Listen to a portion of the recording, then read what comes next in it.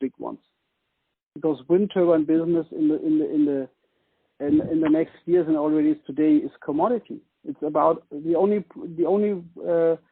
success factor is the levelized cost of energy. What does the kilowatt hour cost the customer? Full stop. That's it. Mm-hmm. It isn't about design and Fahrwerklinie and so on. It's about what does the kilowatt hour cost. You can grow yourself organically. They are doing impressively right now. I'm really astonished how many orders they cash in.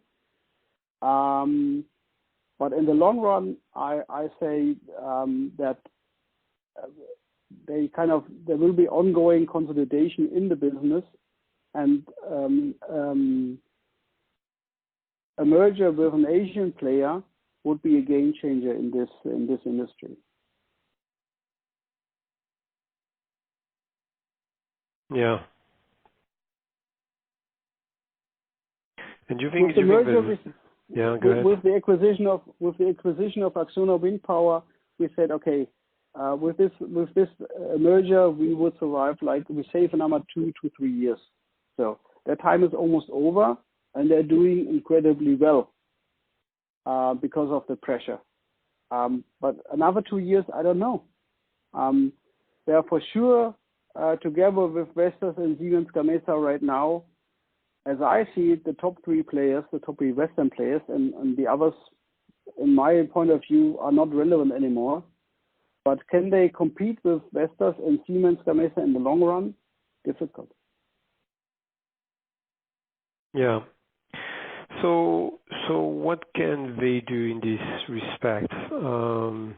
There's not that many European or US players who have the capacity to absorb them. So you said merger would be an idea with an Asian player. But what's the strategic rationale for an Asian player? Do they really have an interest in acquiring someone like Nordex?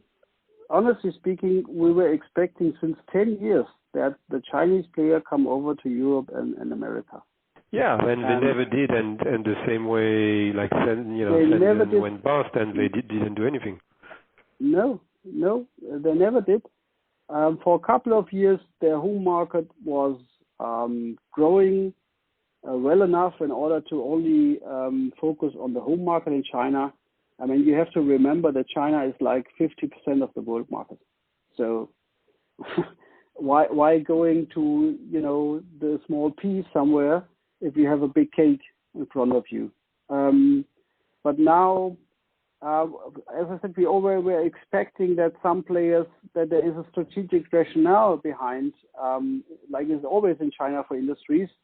Usually there's one player who's playing the national card, and there's another player who's doing the R&D, and there's a third player who goes abroad for expansion.